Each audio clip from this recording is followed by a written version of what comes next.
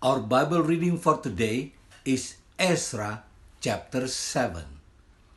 Ezra, the son of Seraiah, the descendant of Aaron the chief priest, came up from Babylon to Jerusalem during the reign of Artaxerxes, king of Persia.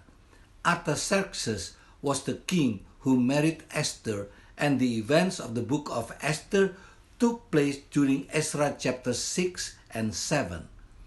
Ezra was a teacher well versed in the law of Moses. The king had granted him everything he asked.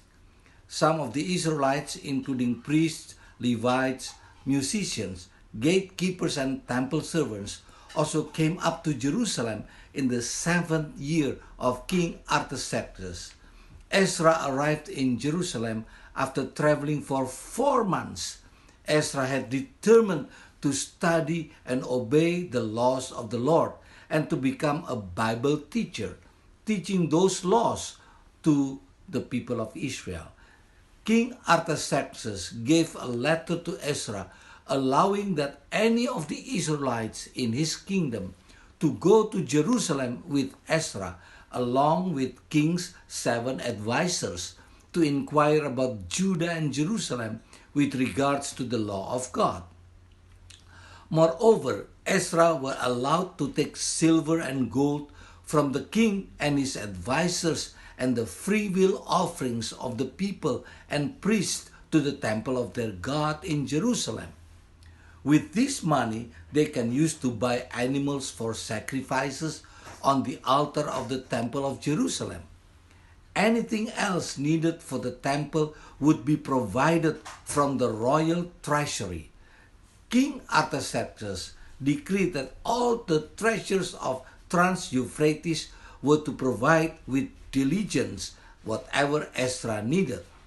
The motive for Artaxerxes was to pacify the gods of the people in the territory that they had conquered.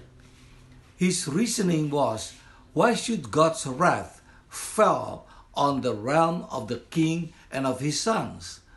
King Artaxerxes commanded that the priests and other workers at the temple be given tax-exempt status.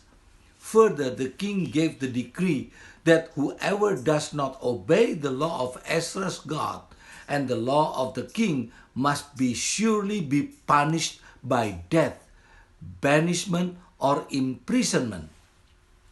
Ezra gave praises to the Lord, his God, who had put into the king's heart to bring honor to the house of the Lord in Jerusalem. What is the moral lesson of this chapter? When you are true and faithful to your God, He will be more faithful to you and bless you in abundance. Please read Ezra chapter 7 to get the whole story in full.